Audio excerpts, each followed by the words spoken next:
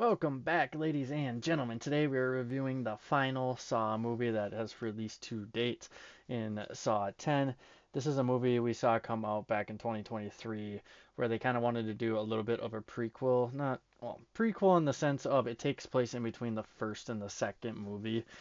So prequel to what's already released recently, but a sequel to the first one technically. Um, this movie kind of touches base on what happens to John Kramer after he finds out that he has cancer.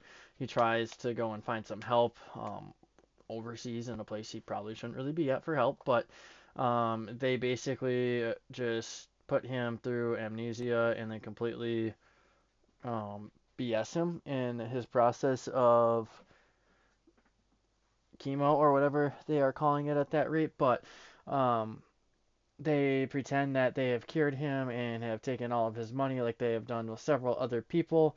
And he later finds out about this. The driver who also brought him to that location ends up being involved. So, what does he do? He takes the driver, makes an example right away, and then puts the rest through a trap. This many series of traps were actually pretty good. I actually really enjoyed them in this movie.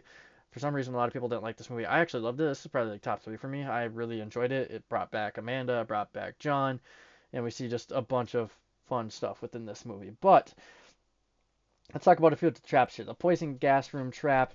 That one to me was kind of a little predictable. They kind of gave us subtle hints towards it. We do see the fact that someone from the outside finds the factory that they're in and um, tries saving his wife. That doesn't go too well. Another one that we see is a bloodboarding trap, which ended up involving a kid at some point with John Kramer, as the roles got flipped onto him. But John does the right thing. He takes the blunt of it, and then the kid actually starts to do it himself as well because he wants to survive just as much as John, and John and him work together and get through that trap. Another one we see is the radiation trap, where essentially this lady has a chance of getting out, and if she just cut the right limb, she would have been fine, but she took the wrong approach. The eye trap, we're gonna leave it there. You guys have to watch it to see that one. The pipe bomb trap, it is what it is what I'm gonna say. That's the one I probably don't care about the most. The bone marrow trap.